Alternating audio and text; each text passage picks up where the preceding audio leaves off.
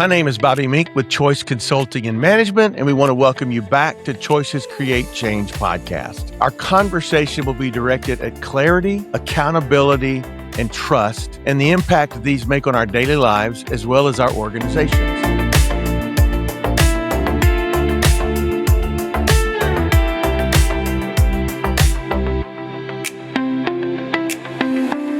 So clarity, what does that mean? Clarity, easily understood, having a full, detailed, and orderly mental grasp of something, freedom from indistinctness or ambiguity. Wow, that's a lot. But I can tell you all of those words speak to what I see a lot with the organizations that I'm working with and coaching.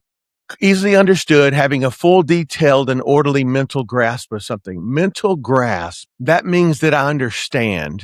And if I'm not grasping it, I probably need to ask questions or try to get some understanding. And hopefully you're in an environment where you can ask those kind of questions, which we'll talk about at the end of this podcast. We're going to talk about trust. Freedom from ambiguity. You should know. If you're the boss, they should know. If you're the mom and dad, the kids should know. If you're spouses, right? Freedom from ambiguity means we understand what we're talking about. We have some clarity.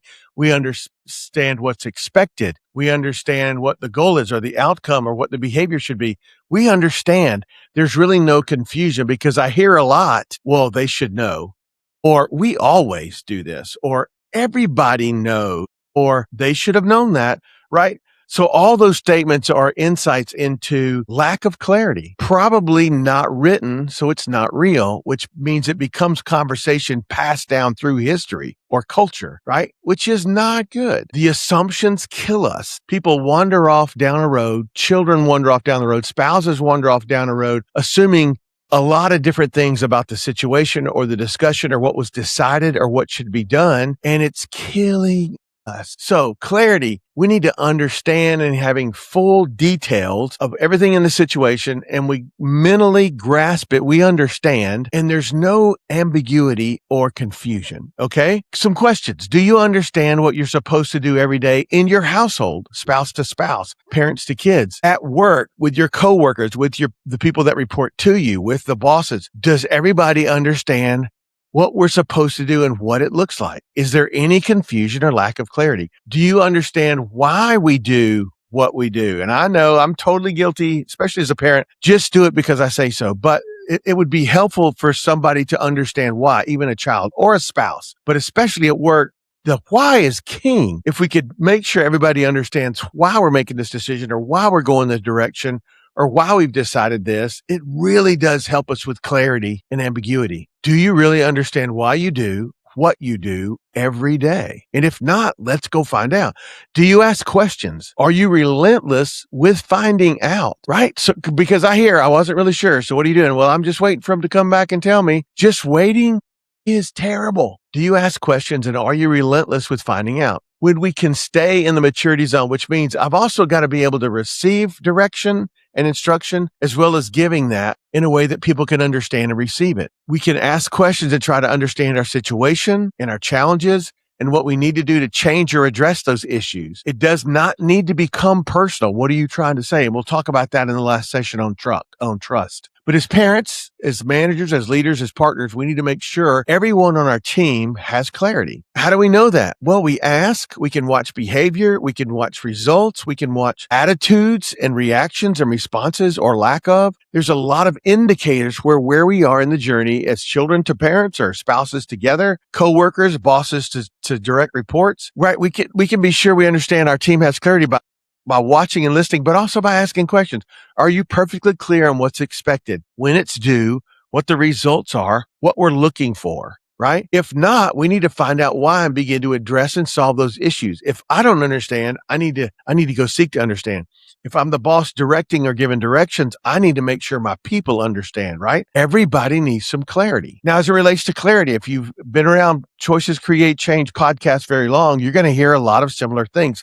Because most organizations, non-for-profits, churches, businesses, industry, most of us all struggle with the same basic challenges, right? So that's why you hear them so often. But as it relates to clarity, what are we measuring? What results are we reviewing? And do the people on our team understand what they were supposed to achieve and what they actually achieved? And are we talking about those results? And are we talking about how we can impact or improve them? As parents, do our kids understand what it's supposed to look like when it's clean or when it's organized or whatever the task is, right? Are we measuring the results of what we're doing? Does everyone have a number? Does everyone know what they're responsible for in the chair that they're sitting in, that they're being paid for? Regardless if it's frontline person doing one or two tasks every day, that's all they do. Do they understand why they do it and how they're doing it, right? Do I know when I'm crushing it? When I leave at the end of the day, do I know how I did today, how I performed, what I achieved, how good or bad the situation is? If not, I wander home with this voice saying, you probably didn't do your best. What did we say on Choices Create Change podcast? The hardest voice to manage is yours. So if we as leaders and managers and coworkers and parents are not clear on the expectation and the results, we as humans, we start our own story, right? And it's usually not great. So we need to help each other with those stories. Make sure we know when we're crushing it. Make sure I know what my win looks like. Make sure I know what the results are and how we're doing. And if we're not doing well, let's just talk about what we think is causing the lack of results. No blame or shade or fear, or you're going to be fired or lose your job, or you're going to be grounded or whatever. Let's seek first to understand, and then let's work on it together to try to see if we can't turn those results around. Okay. But clarity is the first place that we start to slide, and the first place where we struggle when I'm asking, and what are you doing? Well, I'm waiting. Why? Because I'm not sure what I'm supposed to do or if I'm supposed to do that. We have got to fix that. All right. You've heard a couple of these phrases before. Clarity as it relates to managers or leaders or partners or parents. Are we creating and maintaining environments where our kids or our spouses or our coworkers or our direct reports or our frontline employees, are they accomplishing their goals efficiently and effectively? Are we doing that? Alan Keith from Lucas Digital says leadership is ultimately about creating a way for people to contribute to making something extraordinary happen. The clarity is on us, parents. The clarity is on us, bosses or coworkers. The clarity is on us, creating a way for people to contribute to making something extraordinary happen. And Jack Welch says this: consistency, simplicity, and repetition is what it's all about. We just need to continue to communicate, talk, work together, understand, create more and more clarity and buy-in so that we could just go crush it. We'll talk more about that process of working together as we get to trust at the end. Second thing we want to talk about today is accountability. What in the world is accountability? It is the willingness to accept responsibility or to account for one's actions, being responsible for what I do. It's really interesting having a conversation with organizations, and an owner or a leader or a department head or VP of sales or VP of something says, Bobby, how do you get people to be accountable, right? Well, first of all, if I'm not accountable, I'm not accountable. There's not a whole lot you can do to make me accountable. I have to make some choices about what you've hired me to do or what my responsibility is, or as a parent to a child, if I have agreed to do that, I've got to hold myself accountable first, right? You need to be responsible for what you do. You need to own it. Once we've begun to address the environment where people don't feel comfortable talking about issues or challenges or frustrations, right? This maturity thing where people get upset or what they walk away angry or they say things they shouldn't have said, which is the next section on trust. But once we can move past all that, we begin to get clarity on where we are and what we are doing, and we can move to accountability. If I understand exactly what you want me to do and I understand the results that you're expecting from me from this situation, guess what? I can probably be held accountable for those results. Now, there's some questions. Do I have the tools?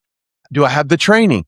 Are we measuring results so I know how I'm doing? We just talked about in the previous section on clarity. But once I begin to understand all this, then you can start to hold me accountable. You have the tools, correct? Yes. You understand what you're supposed to do? Yes. You understand what the results are supposed to look like? Yes. You've been trained? Yes. Here's the report of where we were last week and how you're doing. We'll go over it again this week on the results, and let's just continue to work on helping you crush it. So once I know and I have clarity, I can go, right? Accountability is an acceptance of responsibility. But that acceptance of responsibility comes with me understanding clarity of what's being asked of me. It implies a willingness from me to be transparent, allowing others to observe and evaluate what we're talking about.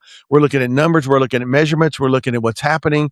Hopefully in a great organization, we're talking about what is and isn't happening and how do we try to get better, right? It is being okay, being held 100% responsible for what I'm supposed to be doing. And being responsible spans the entire organization or family. We're all accountable and we're all responsible, right? Being responsible spans the entire organization from frontline employee, from frontline worker to VP, to CEO, to COO, to owner. Being responsible spans the entire organization and it spans every position. We all need to own and be accountable for our behavior, our work, our results, our communication, our teamwork. We all should be accountable for that top to bottom. And the question is, how can each person on our team from top to bottom begin the process of being accountable and responsible for my position and my results? We need to unpack that in our organizations and even in our families. What is causing the issue for the excuses? Well, I could have done that except for this happened, or they didn't do this, or I didn't understand, or this was confusing, or there's all of these talking communication issues that we don't stop and measure and document and work on, right? So how can each person on our team begin to move to more and more and more accountability? What are the steps that we can begin to take to empower each team member to own their job and their results? From the very top, being accountable, trying to provide clarity, all the way down to the frontline worker. What are the steps that we begin to take to empower each team member to own their job and their results? Okay, the last section is trust. And it's interesting that we've been talking for the last several weeks on the podcast about leadership and management, and it's been just some great things. I've had a lot of people that have begun listening to the podcast that we're so excited about getting some information or some tidbits on how to help them take the next step as a better leader or a manager. So it's been great. But one of the things that we realize is we can have clarity. We can be measuring. We can have an environment where people can speak up. We can be playing all the right leadership and management games. But if we don't have trust, it's broken, right? So we're going to talk for this last session on this podcast today about trust in the environment where you find yourself as a family, parents to kids or spouse to spouse, boss to employee, coworkers, whatever the relationship is. Have you created a platform of trust with your spouse or with your kids or with your coworkers or your boss? And if the answer is no, why? Why can't we trust each other in these conversations? One of the things that I notice quite often, and we're going to talk about this in a minute, is people allow things to become personal very quickly. It's just supposed to be about business. It's just supposed to be about getting things done and working together, right? So if we aren't trusting everybody around us, why? Is your language or behavior creating an issue for trust? And it's two-sided.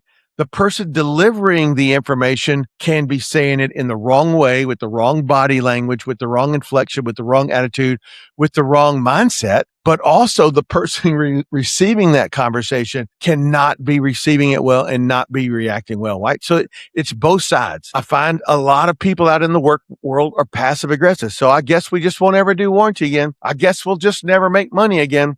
I guess sales will never have to do this again. I guess the operations people, they can just shut down on Friday because it doesn't really matter. There is no place for that attitude. I had an owner once just get unbelievably mad at me and slammed his head on the desk. I made a offhand passive aggressive statement about warranty or something. Guess we'll never do warranty again. And man, he got super upset and he slammed his hand on the desk of the conference room where we were meeting. And he said, Bobby, we don't need passive aggressive. Just say what needs to be said with the right attitude. I don't want to ever hear it again. It was the last time, I would say the last time I've done really, really good, because that's a long time ago, with trying not to be the person making those kind of statements. So if you're passive aggressive, there is an issue of trust already, because the people working with you or around you are probably not receiving your information well. Is your goal to help your family or your coworker or your business move forward? Is your heart and your attitude in the right place? Is your attitude in the right place? Is it about you and what you want or what you think needs to happen, right? Or are you here to serve and work with others and work with the whole organization to move everyone forward? Because when it becomes a little self-centered, trust begins to be eroded. When somebody shows up all about themselves, right? And everything is about me, and nope, we need to do it this way because I think it would work better. It would work really better for my department. It would be really good for us if we could do this, right? Those are the wrong flavors of statements to develop a good culture of trust. Are you seeking to understand or just making sure they know where you've drawn the line? Because there's a lot of information. There's a lot of confusion. I had an owner of an organization one time tell me we had a policy change. There were 13 staff at the time. We had a policy change, and starting that day, that Monday, we were going to move to a brand new process. Everybody was going to be required to do these 5 or 6 things. Everybody was going to be doing it the same way. The owner, the leader, communicated that to everybody in the room, and then the meeting was over, and it was great. And and so a week later, I'm COO, so I'm running operations. I'm talking to the different 13 staff leaders, and part of the staff had already started that week after the meeting, started the process. It was great, right? Just jumped right in. But the other half of the room didn't really understand. So as we met and we talked through it, they're just like, I just really don't understand exactly what we're supposed to do. And so there was part of that staff that after a week or two, they still weren't doing this new process. They just really hadn't figured it out, even though we were coaching and working and training. And I'll never forget, the owner made a statement. He said, Bobby, I'm really, really, really frustrated. I mean, I'm not an angry kind of person, and I'm not somebody that likes to fire people. But after a couple of weeks of no behavior change and people not doing what we said, I'm getting very frustrated. And I'm thinking maybe some of these people don't want to work here. And I'm like, whoa. He said, well, wait a second. It was perfectly clear when it came out of my mouth. Okay, so if you just stop right there, let me ask you a question. Because we talked, because I said things, was there understanding? No, right? Seek first to understand. If we're going to have a conversation, there's a lot of assuming that happens when we leave that conversation. Number one, it's not written if it's not real. So there's a good chance that somebody misunderstood or didn't understand at all. And there's behavior happening as we leave that situation, right? Have you created a platform of trust with your spouse or your kids or your coworker or your boss? And if not, why? Is your language or behavior creating an issue for trust?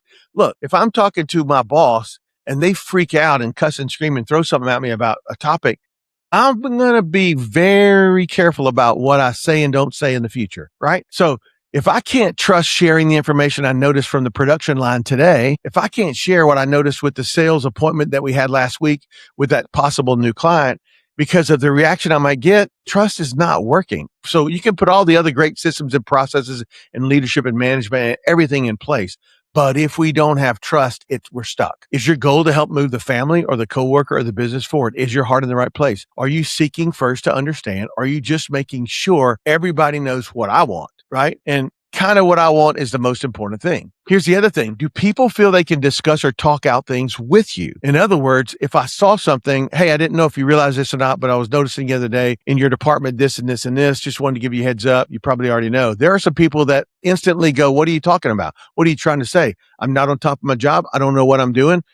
Why don't you just stay out of my department? Okay, so what just happened, right? I happened to notice something, just wanted to give you a heads up. You may or may not already know about it, but I could not receive that well.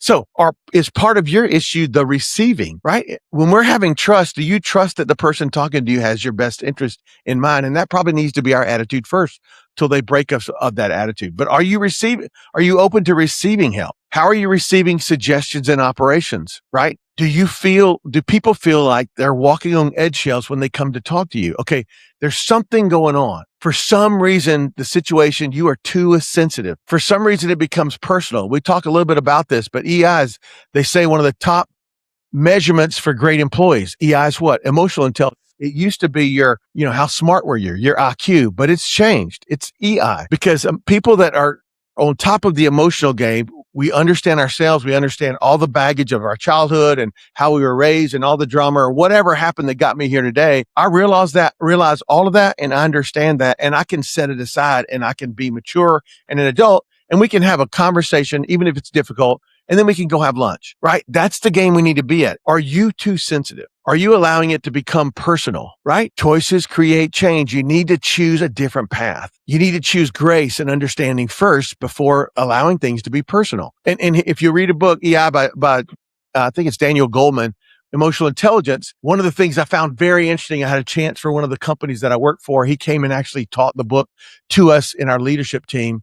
was amazing because the stories he shared were about behavior that you see. And as I share this, you are going to see people, you're going to see meetings, may even have been you. I hope not, but you'll see people who default to elementary school or middle school behavior. Okay, well, that's fine if we're going to decide to do that. Whatever you guys say. My department, we really don't appreciate it. We really don't care, but we'll do whatever you say. Whatever. Let's go. Okay, what grade was that? Seventh grade, eighth grade, ninth grade? You have people going, hey, this meeting's gotten a little too difficult. Don't really appreciate this conversation. It's over. We're going back to our office. Good luck. You guys try to figure it out. Like, that is so childish, right? And so if you find yourself being that person, nobody's going to trust you. And if nobody trusts you, guess what? And if you're the owner or leader, you're in big trouble because nobody's going to tell you the truth about anything. So you're going to surround yourself with a bunch of yes people because they don't want to deal with the drama. We all have to make a decision of how we're going to behave together. And can I receive some criticism or some suggestions or some observations that may or may not help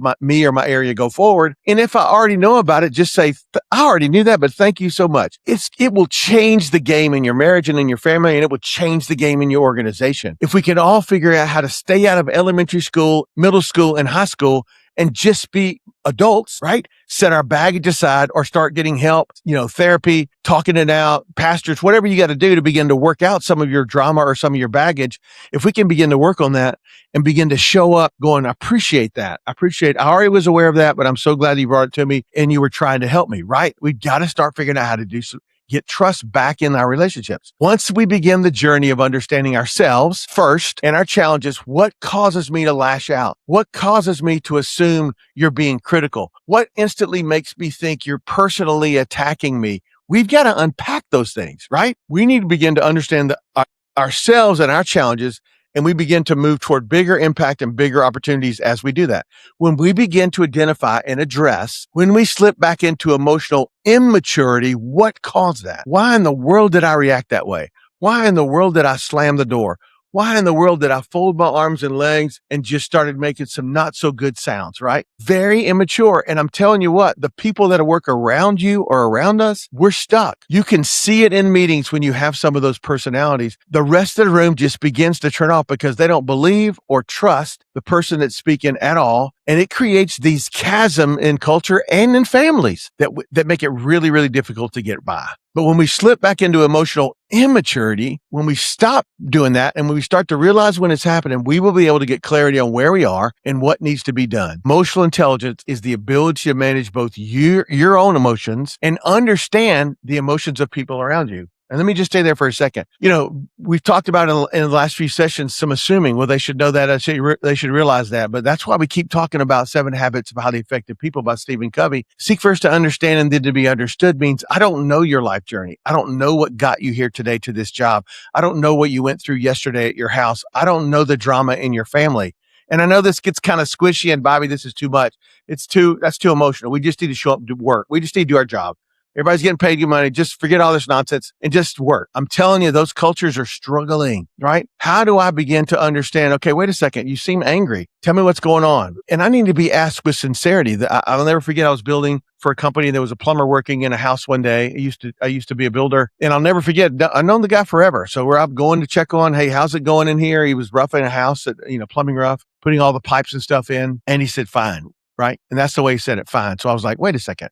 Are you sure? Yes, I'm fine. And I was like, man, something doesn't feel right. So I was like, wait a second, man, come on. Are you sure you're okay? Bobby, I said, I'm fine. And I'm like, okay, just a little concerned about you. And then there was this pause. And he said, honestly, I've been at the hospital all night with my daughter and I'm just tired and frustrated. And, I said, man, what are you doing here? He said, no, I need to be here because I need a distraction for a minute, right? There was this human moment that happened on a job site between a builder and a plumber, right? Because there was a minute there emotionally where I was aware of something going on. And we just had this moment where he understood that I cared and I would listen, you're going to be on my prayer list or whatever, right?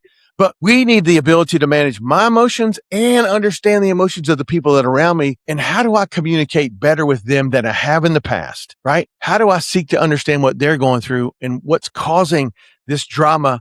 And how do we get past it? And how do we start to work together better, right? So I'm going to give you some homework, which is kind of funny, but that's okay. You need to start asking more questions. We said it a couple of times on our previous podcast. Great managers, leaders, and parents, we ask 50% more questions than we tell people what to do. I need to seek to understand. Let me ask a few more questions until I can unpack really what's going on. You need to confirm the motive of who you're talking to. You need the right motive from the jump. I need to be saying it from the right place with the right heart, and I need to be trying to pick the right words. But I also need to understand if somebody's talking to me and it feels personal, we just need to stop for a second going, are you okay? Are you angry? What's going on? Let's just spend a second unpacking this so we can have a really great, productive conversation. Number 3, learn to accept the conversation, assuming the person's heart and reasons are in the right place, even if you already know that. Let's take the high road. One of our leadership, 15 things of great leaders. We take the high road. I'm going to assume the best first. They can totally screw themselves and they can put them at the bottom of the barrel and I ain't going to trust them anymore. But from the jump, can I take the high road? Can I trust they're coming from the right place and they're trying to do the right thing and they're trying to help first? Let me make that assumption. Last thing. Have conversations and lay out how we could communicate better and work better as parents, children to parents, especially if you're older, coworkers, bosses, direct reports. Have conversations if it hasn't been going well and we don't feel like we're on the same page and there seems to be too much drama. Let's just go have a conversation and see if we can't understand what's going on. Okay? So clarity, accountability, trust. Let's take it to the next level. Let's work on our clarity, our accountability, and our trust. And I totally think you got this. So thanks for joining us on Choices Create Change podcast. My name is Bobby Mink. And if you like our podcast, then please subscribe or invite a friend to check us out. To find out more about Choice Consulting and our services, you can go to choiceconsultingman.com. See you next time. Go crush it.